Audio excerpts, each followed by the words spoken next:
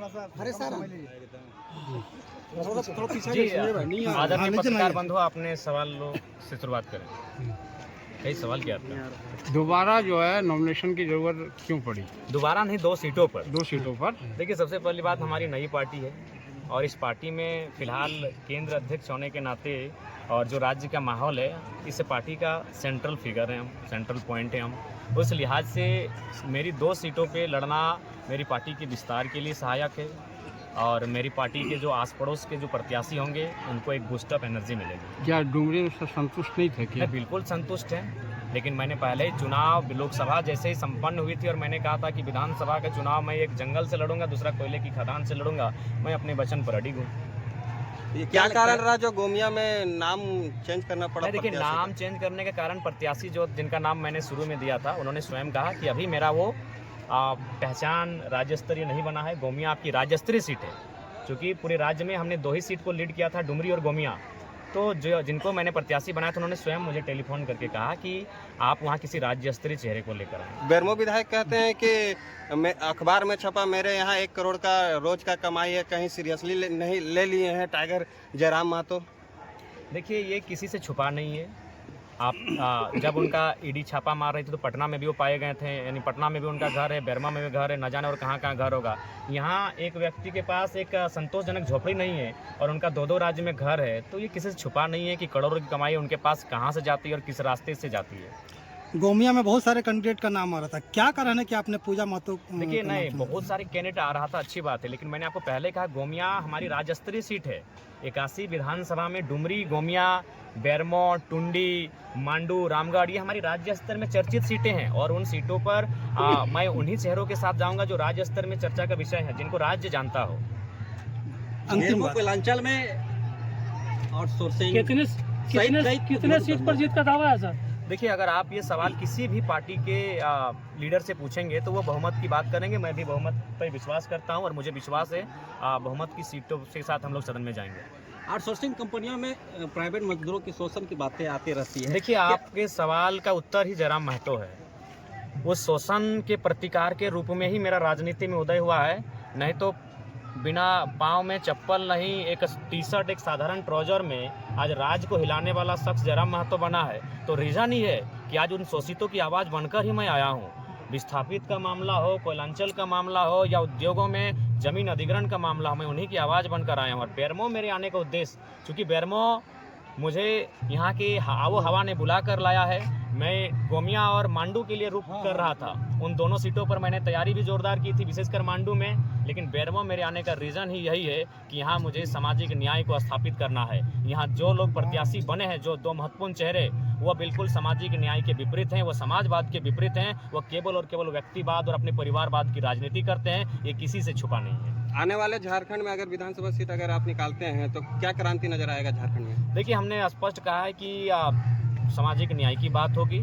हर व्यक्ति को ये सच में आभास होगा कि झारखंड लाखों आंदोलनकारियों की शहादत के बाद मिला है, उसे इस राज्य के होने का अनुभूति प्राप्त होगा। प्रत्याशी घोषणा करने के बाद कार्यकर्ताओं में मतभेद नजर आ रहे हैं। स्वाभाविक है, नई पार्टी है और जो भी प्रत्याशी आवेदन दिए थे सबका अपना अपना एक ग्रुप बना हुआ था। लेकिन मुझे अपनी जनता पे विश्वास है। जिस जनता ने मुझे भारत के इतिहास में, झारखंड के इतिहास में बिना सिंबल के 8.5 लाख वोट दिया है, उस जनता पर मुझे पूर्ण विश्वास है।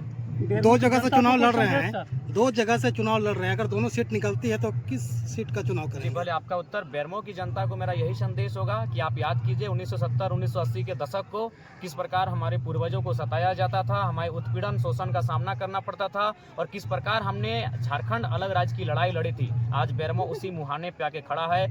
जो 2 व्यक्ति बड़े चेहरे हैं, बिल्कुल उसी आंदोलन के जो विपरीत लोग थे, उसी विचारधाराओं के लोग हैं। पहला काम क्या करना चाहेंगे? देखिए, सबसे पहला काम जो भी लंबित मामले CCL में है, DVC में है, BTPS CTPS में है, उन लंबित मामलों को समाधान किया जाएगा।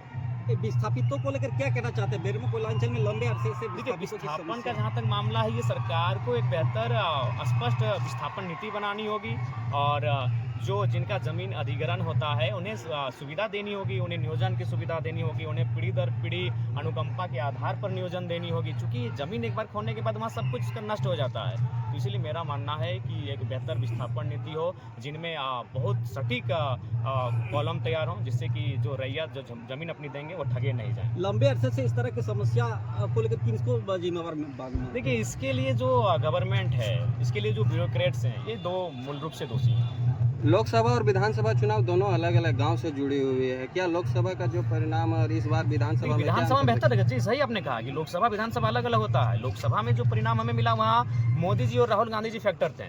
उनके दो के अलावा कुछ जनता को दिख नहीं रहा था। उस भीड़ में हम लोग मैं अपनी सीट से 3.5 लाख ओवरऑल 8.5 लाख वोट लेकर आया हूँ। तो बिल्कुल इस बार त्रिकोणीय चतुर्कोणीय मुकाबला होगा। विधानसभा चुनाव में बाबूलाल मरांडी और हेमंत सोरेन जी दिख रहे हैं। जी, आपको जरा महतो भी दिखेंगे। वाह, कितने जीत के प्रति कितने आश्वस्त है सर? जी, हम लोग जीत के प्रति बिल्कुल आश्वस्त हैं। इस कितने बार वोट के अंतराल से जीतेंगे?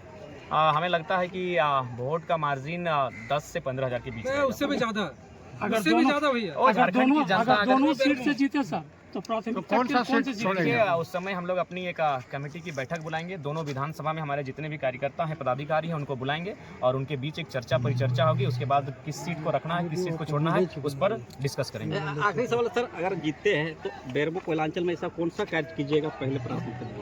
देखिए, आपको तो मैंने कह दिया कि जो भी ज़मीन संबंधित मामले हैं, डीवीसी का मामला हो, सीसीएल का मामला हो, बीटीपीएस सीटीपीएस का मामला हो, उन मामलों का निपटार किया जाएगा। और चूंकि बेरमो में कोयलांचल के अलावा हमारे एक भाग आता है जेरेडी में ब्लॉक लेवल की समस्याएं हैं। वहाँ जितने भी पदाधिकारी आते हैं उनको प्रोटोकॉल के हिसाब से कार्य करने के लिए प्रेरित किया जाएगा कि आप जो है रेवेन्यू विलेज में जाएं, उनका दौरा करें, ब्लॉक में किसी प्रकार की धांधली ना हो।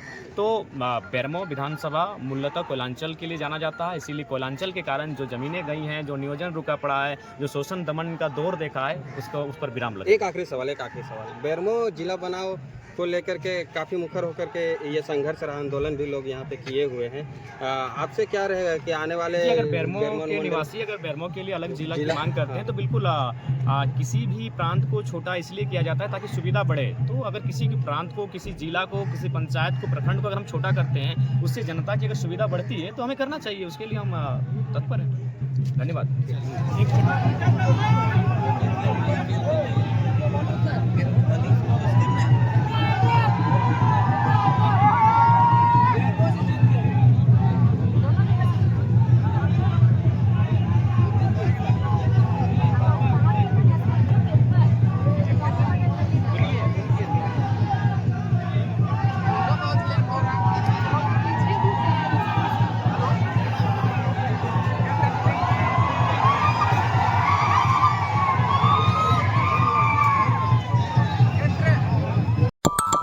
Audio